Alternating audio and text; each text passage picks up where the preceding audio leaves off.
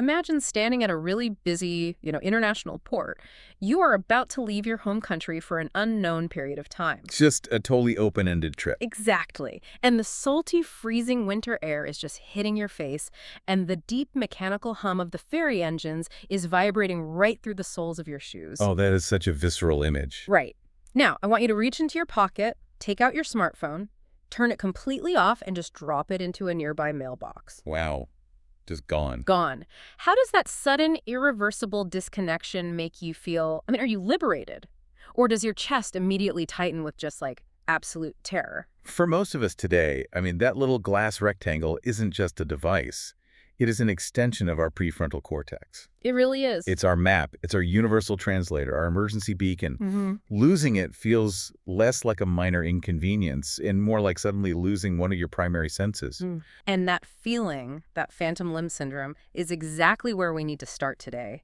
Because the core question we are exploring in this deep dive is this: how do we navigate the absolute unknown when we violently strip away the safety nets of modern technology? That is the perfect framing for this. Keep that question in the back of your mind.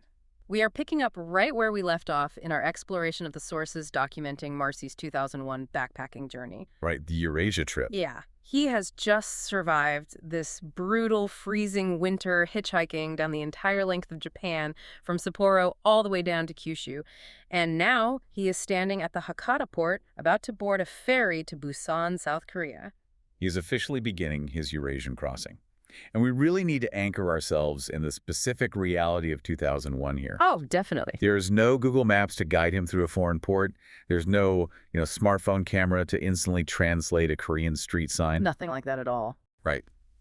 For you, the listener, living in a world where you are constantly bombarded by algorithmic notifications and just hyperconnectivity, this deep dive is going to serve as an analog antidote. I love that phrase. Analog antidote. Yeah, we aren't just looking at a travel itinerary. We're looking at a masterclass in a very Eastern philosophical approach to movement. Racing the ego, riding the unpredictable flow of events, and deeply accepting the physical friction of the world. Well, let's talk about that friction, because it starts before he even gets his boots on the boat. Marcy is stuck in the departure lobby at Hakata Port for this agonizing 50-minute wait. Ugh.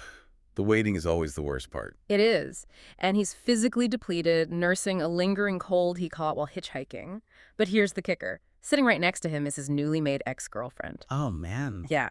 He literally just broke up with her so he could go on this massive open-ended trip, but she has somewhat enthusiastically decided to travel with him to the port anyway, just to see him off to the bitter end. It creates this incredibly thick, suffocating tension. You have two people sitting in a sterile departure lobby, chain-smoking cigarettes, making unnecessary phone calls from public terminals, just desperately trying to kill time. Just brutal awkwardness. Exactly. The clock is ticking down to this monumental life departure, but the actual reality of the moment isn't profound at all. It's just mundane, heavy discomfort. Right. And here is where Marcy makes a choice that I found completely baffling. When the boarding call finally happens at 5:40 p.m., they head to the departure gates, which are on the second floor. Oh, wait. Marcy has a choice between an escalator or an elevator. Now, we all know the movie version of this moment. Yeah, the cinematic goodbye. Exactly. You glide up the escalator, looking down, waving melancholically as the cinematic score swells in the background. But Marcy actively chooses the elevator. Wait, really? Yes. He steps inside, hits the button, and literally lets the metallic doors slide shut on her face just to escape the lingering awkwardness. I have to be honest, that sounds incredibly cold to me. Like, is he just running away from an uncomfortable social situation like a coward? I can entirely see why it reads that way. I really can. But I actually view it through a much more philosophical lens. Okay, how so? Well, I don't think it's coldness. I think it is a necessary, albeit abrupt, severing of ties. In many meditative and Eastern traditions, there is a deep emphasis on non-attachment. Right, letting go of the ego. Exactly. You simply cannot grasp the new transformative experience if your hands are still desperately clinging to the comfort of the old one. Oh, wow. That's a great way to put it. To step into the absolute void of the unknown, you must cleanly release the familiar. Sometimes that release isn't a sweeping romantic gesture. Sometimes it's just a set of elevator doors closing. He had to instantly shift his internal identity from, the guy who just left his life in Japan to the traveler entering the void. Okay, I can buy that. He's shedding his past. But the universe immediately punishes him for trying to manufacture any romance out of this departure. Oh, of course it does. He gets onto the massive ferry, drops his backpack, and heads straight out to the observation deck. He wants his big goodbye Japan moment. He wants to watch the neon lights of Hakata slowly fade into the dark ocean. Which is what anyone would want. Right. So he is standing at the railing, ready to feel the profound weight of the moment. But it is the middle of winter. The wind coming off the Sea of Japan is absolutely freezing. The physical reality of the temperature just completely shatters his romantic expectations. Completely shatters it. He is already fighting a cold. His body overrides his ego's desire for a profound emotional climax. So he just gives up, he goes back inside the cabin, sits down, and pulls out a paperback book. Yeah, a book on international affairs, actually. Likely by the Japanese author Nobuhiko Okiai. He just buries his face in it. And because these international ferries are so massive and engineered for stability, the ship pulls out of the port so smoothly that he doesn't even register the movement. He doesn't even feel it. Not at all. By the time he finally looks up from his paperback and glances out the window, they are miles out to sea. The city lights of Japan are just a tiny, blurry smudge on the horizon. He entirely missed the monumental departure. I find that wonderfully poetic, though.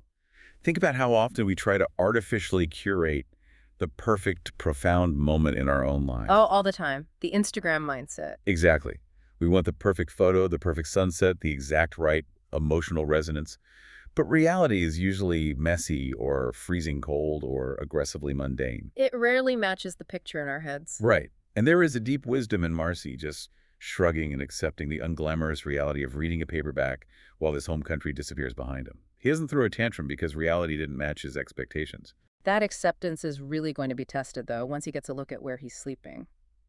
This romanticized idea of international travel crashes headfirst into the physical reality of a second-class ferry ticket in 2001. Oh boy.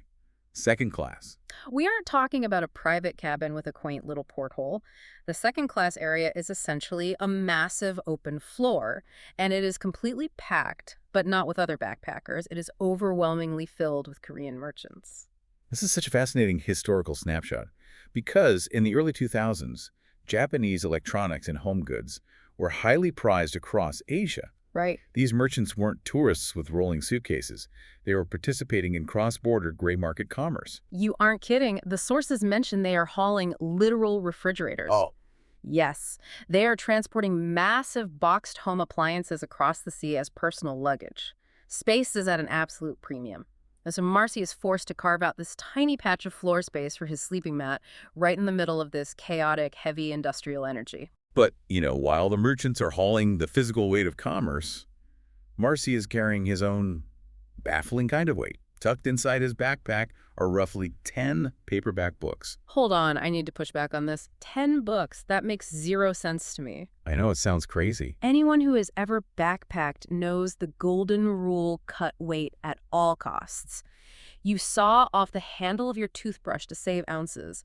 Why on earth would someone willingly haul a portable library across Eurasia? That sounds miserable. It does sound like a physical nightmare, but you have to understand the specific ecosystem of analog travel. Okay, lay it on me. In this pre-digital era, books were not just reading material. They were a vital currency of connection. As travelers moved across continents, they would trade these physical books at hostels or transit hubs. Oh, really? Yeah. And here's the truly beautiful part. When you traded a book, you would write your name, the date, and the specific city you were in on the inside back cover. Oh, wow. Like an old school public library checkout card. Exactly like that. It functioned as a tactile physical internet. You could pick up a battered copy of a novel in a guest house in Busan, flip to the back, and trace its exact journey from Bangkok to New Delhi to Tokyo. That is actually incredible. Right. You were holding a physical artifact of serendipitous human connection. It forced a slower, more deliberate form of community that is just completely extinct in the era of instantly downloading a file to an iPad. That drastically changes how I view the weight. He's not carrying paper, he's carrying potential community. But unfortunately, that romantic notion doesn't help him when his daily routine starts to violently break down. Friction strikes again. Exactly. Yeah. Carrying those books is a voluntary burden, but the ferry immediately forces an involuntary physical toll on him. Let's talk about the dinner disaster because this had me laughing out loud. It is a perfect encapsulation of analog frustration. So Marcy is settling in for the night on his little patch of floor, and he decides to prepare his classic, reliable ferry meal. It's a comforting tradition for him. He brought a cup ramen and 2 onigiri rice balls. A staple. Though hilariously, in his anxious state back at the port, he accidentally bought 2 of the exact same flavor of onigiri. Which is a very subtle symptom of his underlying stress. His brain was too overloaded to even pick different flavors. Right. So he takes his cup ramen to the ferry's communal hot water dispenser. Now, in modern Japan, you expect a tap that dispenses water at a perfectly engineered boiling point. Oh, absolutely. 100 degrees. But this is a massive groaning industrial vat on a Korean ferry, and the water is only sitting at about 80 degrees Celsius. Which, if you know anything about instant noodles, is a catastrophic temperature. It's a tragedy. Hmm. 80 degrees is essentially warm bath water for noodles. They do not cook, they just get slightly damp and remain aggressively crunchy. That sounds awful. So Marcy is sitting on the floor, surrounded by towering refrigerators and strangers, chewing on lukewarm, crunchy ramen noodles and 2 identical rice balls. And yet, he immediately seeks out a different kind of warm water to fix his mood. He decides to head to the ferry's public bathhouse to wash off the grime of hitchhiking. And this is where the mundane journey suddenly turns into, like, a psychological thriller. It really does. He walks into the changing room, and it is absolutely packed, shoulder to shoulder with people stripping down. He pushes his way to the sliding door, peeks into the actual bathing area, and does the terrifying math. The ratio is just bad. The bathtub only holds 4 people. The spatial ratio is horrifying. It's a disaster waiting to happen. You have a room full of 30 guys getting undressed and a tub built for a small family. Marcy is standing there, freezing, wondering if this is just going to devolve into a naked mosh pit in a bathtub. Which is a terrifying thought. But he gets incredibly lucky. He slips into the bathing room at the exact second 4 people stand up to leave. He threads the needle perfectly. But I want you to think about the subtle, low-grade terror of navigating those unregulated spaces. Oh, definitely. You don't know the etiquette. You don't know the unspoken cultural rules of this specific ship, and you just have to dive into the crowd and hope you don't drown in the chaos. What is really happening in both the ramen incident and the bathhouse tension is a massive spike in cognitive load. How so? Well, in our modern lives, convenience is designed to conserve our mental energy. Boiling water comes from a tap, private showers isolate us from strangers. But when you strip away those conveniences, your brain has to work in overdrive just to solve basic human needs, like eating and bathing. Oh, that makes total sense. It is exhausting. The friction of the world is suddenly rubbing directly against your skin. You can't control the water temperature and the size of the tub. You can only control your internal reaction to the discomfort. Right. Well, he manages to survive the bath and eventually collapses onto his sleeping mat. At 10:00 p.m., the main cabin lights click off. But the friction doesn't care that he's tired. It never does. It is 2:00 a.m. The massive room is pitch black.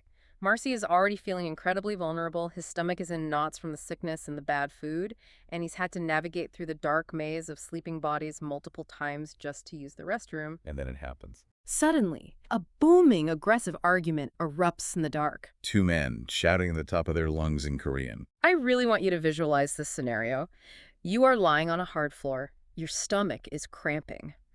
And aggressive shouting explodes just inches away from your head in a language you do not speak a single syllable of. It's terrifying. It's like suddenly losing your peripheral vision. That is a brilliant way to put it. When you are in your home culture, you rely on thousands of invisible audio cues to keep you safe.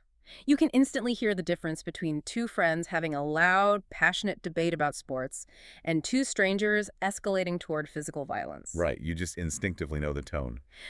But when you remove language comprehension, you lose all that context. You can only process the raw volume. You're plunged into an entirely new level of the dark.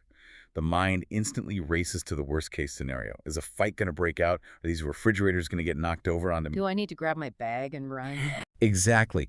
It triggers a pure primal survival mode because you are completely at the mercy of an environment you cannot read. He just lies there, frozen, until the shouting eventually dies down. He manages to catch a few more hours of fitful sleep, but the underlying anxiety is still humming in his chest when the sun comes out. At 5 a.m., he looks out the window and sees land. South Korea. They dock. He grabs his heavy backpack, And he immediately faces the final boss of the ferry ride, the bureaucratic threshold of immigration. Oh, the ultimate test of crossing borders before smartphones. Yes, the ferry staff hands out arrival cards. These are those little slips of paper you have to fill out before you talk to the customs agent. It has English and Korean on it, so Marcy is doing fine. Name, passport number, purpose of visit. So far, so good. But then he hits a section near the bottom that is strictly in Korean. There is no English translation whatsoever. And you can imagine the immediate spike in his heart rate. Total panic. What if this is a mandatory legal field? What if he leaves it blank and the stern immigration officer denies him entry and puts him on the next boat back to Japan? The stakes feel so high. Remember, he cannot just pull out his phone, open a camera translator app, and instantly decode the text. He is frozen in place, staring at alien symbols. This is where we see the mechanics of analog problem solving in action. Today, the internet is our universal, omniscient problem solver. We rarely have to admit our ignorance to another human being. That's so true. But in 2001, your only search engine was the person standing next to you. And luckily, his search engine delivers. There is a fellow Japanese traveler nearby who happens to be holding a physical copy of Chikyu no Arukikata. Ah, yes. For context, Chikyu no Arukikata is essentially the Japanese equivalent of the Lonely Planet guidebooks. It was the absolute, unquestioned Bible for Japanese backpackers at the time. Marcy swallows his pride, points to the form, and asks the stranger for help. The traveler opens his heavy guidebook, finds the section on Korean arrival cards, and explains that the mysterious field is simply asking for a Korean citizen ID number. So he didn't even need to fill it out. Nope. Foreigners are supposed to leave it completely blank. Notice what just happened there. Because Marcy lacked a technological safety net, he was forced into a moment of vulnerability. He had to expose his ignorance to a stranger and ask for help. Yeah, he had to physically reach out. And the stranger, armed with a physical analog tool, provided that help. The lack of technology didn't just cause a problem, it actually forced a human connection. It's a profound realization of how deeply isolated we are today, precisely because we can just quietly look everything up ourselves. So Marcy confidently leaves the space blank, gets his passport stamped, and steps out of the ferry terminal. He made it.